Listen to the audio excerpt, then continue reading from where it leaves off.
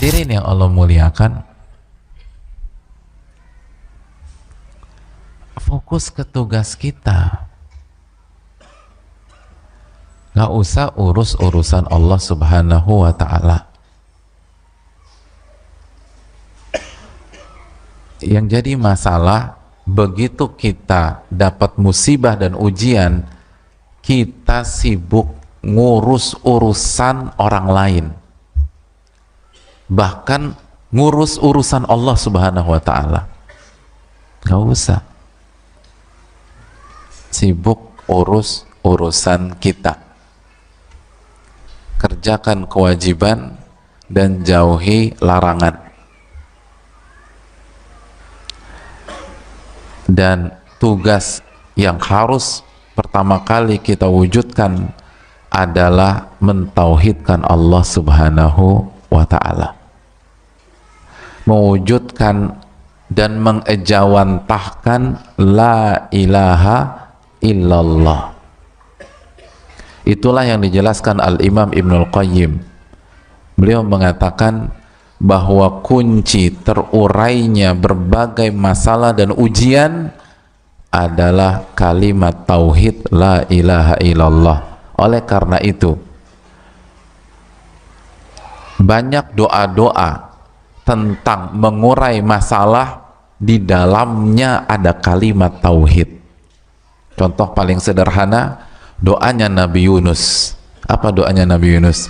La ilaha illa anta subhanaka inni kuntu minadh dhalimin. Itu doanya. Tidak ada zat yang berhak diibadai kecuali Engkau.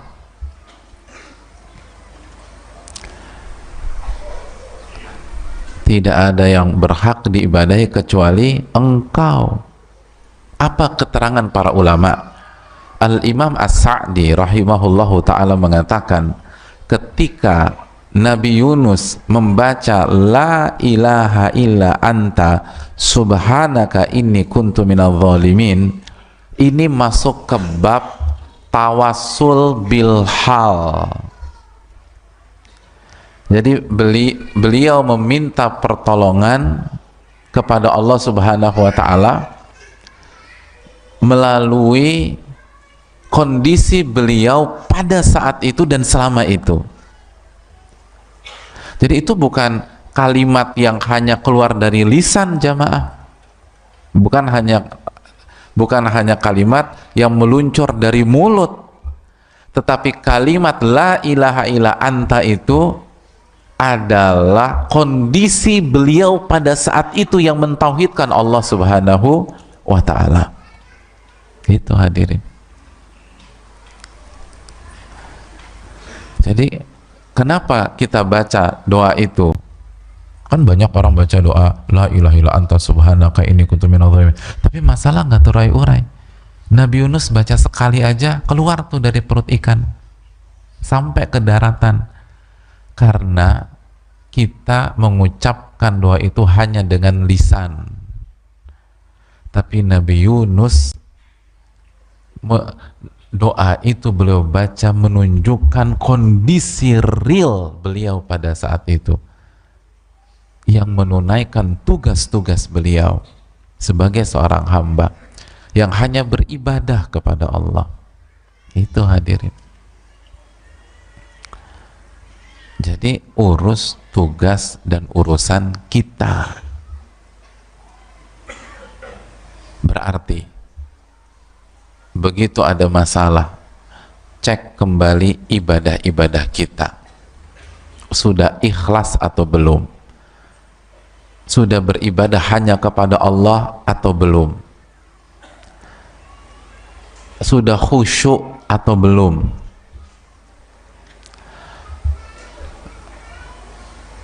Lalu setelah kualitasnya dijaga, kuantitasnya bagaimana? Dijaga nggak tuh sholat-sholat wajib, lalu sholat-sholat sunnah? Itu dicek tuh hadirin. Itu dicek. Yang jadi masalah, ketika kita punya masalah, bukannya fokus ke urusan dan tugas kita, kita kebanyakan menganalisa, kebanyakan mikir. Makanya banyak orang punya masalah kan kebanyakan bengong, hadirin. Ketika ditanya, kok ngelamun, lagi mikir. Padahal Allah berfirman dalam surat At-Talaq ayat 2 dan 3, "Wa man yattaqillah yaj'al lahu makhraja wa yarzuqhu min haitsu la yahtasib." Barang siapa yang bertakwa kepada Allah, apa itu arti takwa, hadirin? Secara simpel Hasan Al-Basri mengatakan takwa itu menjalankan perintah, menjauhi larangan, jalanin tugas, inti takwa itu. Jadi barang siapa yang bertakwa menjalankan tugasnya sebagai seorang hamba, maka Allah akan berikan solusi dari setiap masalahnya, jalan keluar, masalahnya akan diurai. Dan Allah akan berikan rizki buat dia dari arah apa? Dari arah yang tidak pernah dia sangka-sangka, dari arah yang tidak pernah ia pikirkan sebelumnya, dari arah yang tidak pernah ia duga-duga sebelumnya. Jadi Allah kasih janji bagi orang, bagi hambanya yang menjalankan tugas, yang menjaga tauhidnya, yang menjaga la ilaha illallah, yang hidupnya inna salati wa nusuki wa mahyaya wa mamati lillahi rabbil alamin, maka Allah akan kasih apa? Solusi rizki dari arah yang tidak ia pikirkan sebelumnya. Kalau demikian ayatnya, kenapa justru kita begitu banyak masalah, justru kebanyakan mikir? Padahal ayatnya jelas, solusinya dari arah yang Anda tidak pikirkan. Kenapa Anda jadi banyak mikir? Kan kebalik, hadirin. Kecuali kalau barang siapa yang bertakwa, Allah akan kasih solusi dan rizki dari arah yang dia pikirkan selama ini. Banyakin mikir deh tuh. Banyakin mikir terus kerjaannya. Ini kan ayatnya dari arah yang dia nggak pikirkan. Kenapa jadi banyak mikir? Makanya stres. Orang stres itu bukan karena ujiannya, bukan karena berat masalah. Orang stres itu kebanyakan mikir, kurang zikir. Nah itu orang stres, hadirin. Kebanyakan mikir, kurang zikir. Loh, kan Allah berfirman dalam surat Ar-Ra'd ayat 28, "Ala bidzikrillah tatma'innul qulub." Ketahuilah dengan berzikir dan mengingat Allah, hati jadi apa? Stres. Tenang. Jadi harusnya ingat Allahnya dibanyakin. Bertakwa, ingat Allah. Tenang. Pernah nggak coba tanya deh orang yang banyak bengong gitu ya, yang banyak ngelamun, tanya sama dia, kenapa melamun bu, gitu loh. Pasti habis ngapain?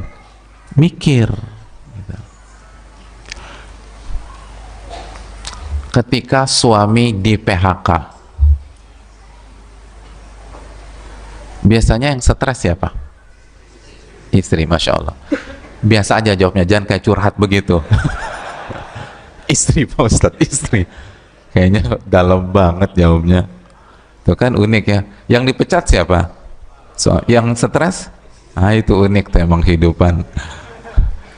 Coba kita tanya, wahai para istri, kenapa stres? Kata mereka, gimana nggak stres Pak Ustadz? Aku kan pikirin anak-anak. Tuh kan, mikir kan tuh. Iya kan, itu mikir tuh. Aku kan mikirin sekolah mereka, uang gedung belum dibayar. Mikir lagi kan, tuh kan.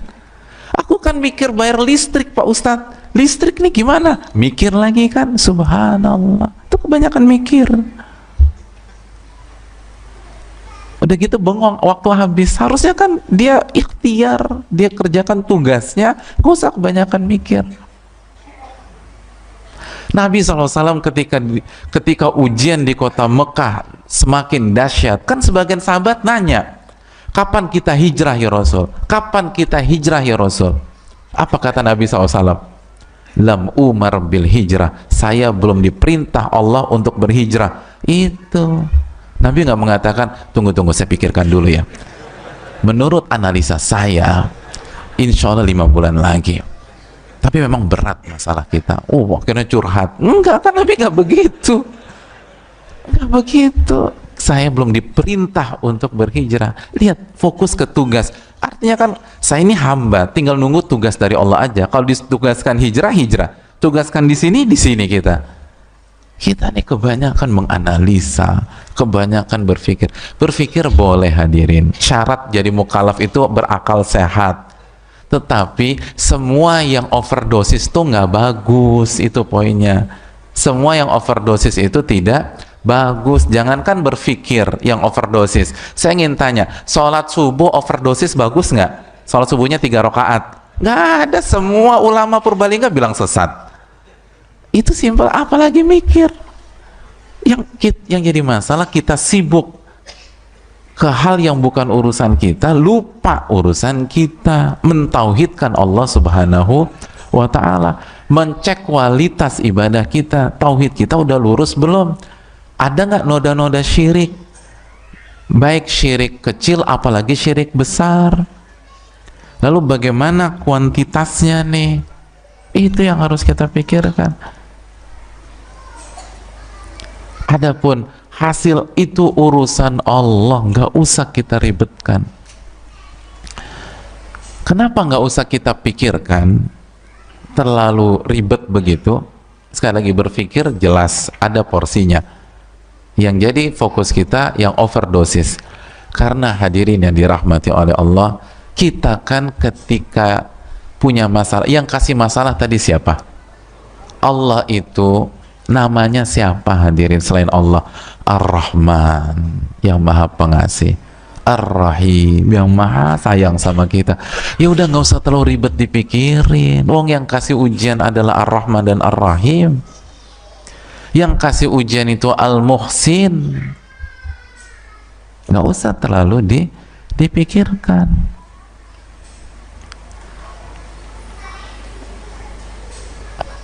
Zat yang ahkamul hakimin, yang maha hakim, yang maha bijak, yang maha adil, yang nggak mungkin menyelisihi janjinya. Allah udah bilang bertakwa, kita kasih jalan keluar. Udah, ikutin aja permintaan Allah SWT. Allah kan kasih jalan keluar. Kan apa kata Allah dalam surat Ar-Rum ayat 6? Wa'dallah, itu janji Allah. La yukhlifullahu wa'dah, Allah nggak pernah menyelisih janji-janjinya. Walakinna aktsaran nasi la ya'lamun, tapi yang jadi masalah nih mayoritas manusia nggak ngerti-ngerti, gitu kata Allah. Yang jadi masalah mayoritas manusia nggak paham. Padahal Allah nggak mungkin menyelisihi janjinya. Dan Allah yang paling tahu yang terbaik buat kita. Dan yang kita pikirkan, akhirnya kita down, kita jatuh, kita bingung. Itu pun kalau Allah kasih belum tentu terbaik buat kita. Masih ingat surat Al-Baqarah ayat 216, wa asa an takrahu syai'an wa huwa khairul lakum. Bisa jadi yang kalian gak suka itu yang terbaik buat kalian. Wa asa an tuhibbu syai'an wa huwa syarrul lakum. Dan bisa jadi yang kalian suka itu buruk buat kalian. Terus penutupan ayat itu apa kata Allah? Wallahu ya'lamu wa antum la ta'lamun. Allah yang maha tahu, sedangkan kalian tidak tahu. Yang tahu tuh Allah, kalian gak ngerti. Kalian gak ngerti mana yang terbaik buat kalian, mana yang terbaik untuk kalian. Makanya jangan apa? Sok tahu. Hai, itu jangan. Kita nih bimbang kebanyakan sok taunya. Karena kebanyakan mikir tadi itu. Jadi sok tahu aja. Harusnya begini nih, sok tahu gitu. Tahu dari mana harusnya begini? Bisa jadi enggak. Hadirin, sebagian sahabat aja itu bisa kurang tepat dalam memprediksi dalam kasus Sulhul Hudaybiyah. Iya kan? Sulhul Hudaybiyah, perjanjian Hudaybiyah. Tapi mereka tidak ngotot. Begitu mereka melihat Nabi tahallul, mereka langsung sami'na wa ata'na, taat kepada Allah dan Rasulnya. Padahal secara pemikiran, prediksi, ini ngerugiin kita nih. Dan bukan saatnya kita bahas Sulhul Hudaybiyah. Mereka berpikir, ini ngerugiin. Sampai Umar berpikir demikian, ini kayaknya ngerugiin kita nih. Dan kita tahu Umar cerdasnya kayak apa. Nabi katakan, laukana ba'di nabiyun lakana Umar. Kalau ada Nabi setelahku, orangnya itu Umar. Saking cerdas dan tajamnya firasat, intuisi beliau. Tapi nggak ngotot. Begitu Nabi SAW tahallul, semua tahallul ternyata benar. Sulhul Hudaybiyah menguntungkan atau merugikan? Menguntungkan. Dan Sulhul Hudaybiyah adalah pintu masuk membuka kota Mekah.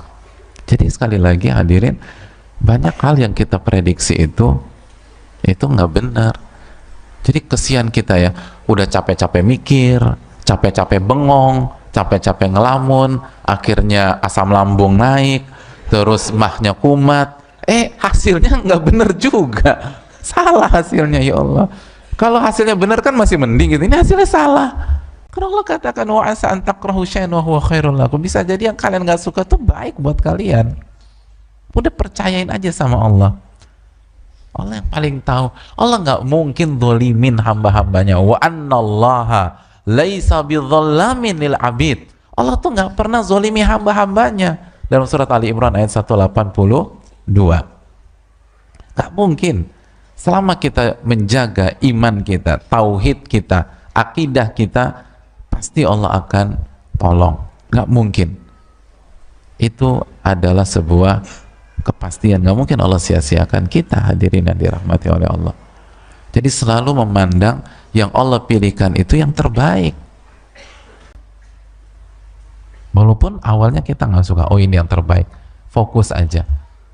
Jadi sekali lagi contoh, ketika kita kena sakit, fokus ke tugas kita. Tugas saya apa sih? Oh, tugas saya sabar. Terus apa lagi? Nabi bersabda, tadawu wala tadawu bil haram, berobatlah tapi jangan berobat dengan cara yang haram. Berarti ikhtiar berobat. Sembuh gak sembuh bukan urusan saya. Enak hadirin. Yang membuat orang itu stres karena biasanya di antara faktornya karena terbebani hasil, sehingga hidupnya nggak lepas. Hidupnya tidak lepas, gitu. Antum di sini ada yang hobi bola nggak? Nggak ada. Jadi dari kecil ini anak musola semua. Masya Allah. Kena pertanyaan simpel. Kenapa banyak tim atau klub kalau di partai final mainnya nggak lepas? Hah? Kenapa? Karena beban juara, mikirin hasil, saya harus juara. Itu yang buat orang tuh nggak lepas dalam hidup, hadirin.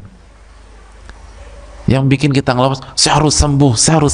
Kata siapa harus sembuh? Enggak. Sembuh nggak sembuh itu urusan Allah. Wong Nabi juga nggak sembuh di sakit terakhir beliau, kan begitu hadirin. Jadi lepas aja, itu lebih enak. Saya harus kaya. Akhirnya nggak kaya juga, stres.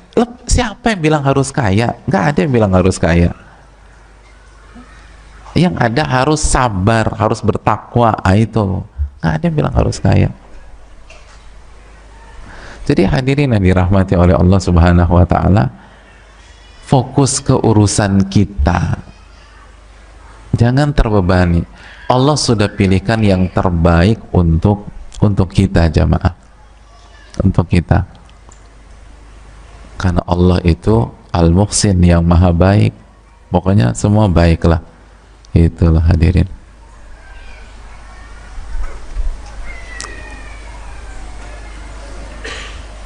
dan belum tentu sakit itu lebih buruk daripada sehat, hadirin. Iya, apalagi kalau kita pakai kacamata akhirat, belum tentu. Belum tentu. Banyak maksiat itu pas orang sakit atau pas lagi sehat? Sehat gitu loh. Pas lagi sehat. Begitu kan hadirin.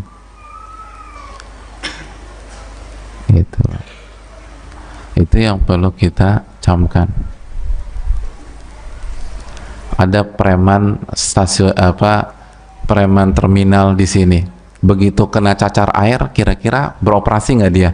Nggak beroperasi tuh. Hari itu tuh dia nggak maksiat karena dia sakit, masya Allah. Coba kalau dia sehat, dia beroperasi, antum dipalak sama dia, gitu loh. Kenapa? Kok si abang itu nggak ada cacar air? Oh, masya Allah. Jadi hadirin yang dirahmati oleh Allah Subhanahu Wa Taala, belum tentu itu sehat lebih baik, belum tentu. Belum tentu hadirin yang Allah muliakan. Bisa jadi justru sakit. Tapi yang terpenting adalah bagaimana kita jalankan tugas kita ketika sakit dan bagaimana kita jalankan tugas kita ketika sehat. Itu aja udah. Adapun hasil serahkan sama Allah Subhanahu wa Ta'ala. Pasti Allah akan urai di waktu yang tepat. Di waktu yang tepat. Dan kita tahu terakhir Allah itu kasih ujian buat kita sebagaimana dijelaskan Al-Imam Ibnul Qayyim dalam Zadul Ma'ad, itu agar kita tidak angkuh dan sombong di muka bumi ini. Jadi musibah dan masalah itu, kata beliau, adwiyah, obat agar kita sujud kepada Allah, agar kita tunduk kepada Allah, agar kita mengingat Allah Subhanahu wa Ta'ala, agar kita tadarru kepada Allah Subhanahu wa Ta'ala. Kan begitu hadirin yang dirahmati oleh Allah Subhanahu wa Ta'ala. Itulah yang Allah firmankan dalam surat Al-An'am ayat 42. Allah katakan, walaqad arsalna ila umamin, dan kami telah utus kepada umat-umat sebelum engkau, min qablika fa'akhadnahum bil ba'sa'i wa dharra, dan kita kasih musibah, kesulitan dan rasa sakit, agar apa? La'allahum yatadarraun, agar mereka tadarru kepada Allah, agar mereka tunduk kepada Allah, agar mereka kembali ke tugas-tugas mereka, agar mereka kembali sujud kepada Allah. Itu poinnya hadirin, agar mereka kembali ke rel mereka menuju akhirat dan tidak terfitnah dengan dunia. Jadi itu semua positif.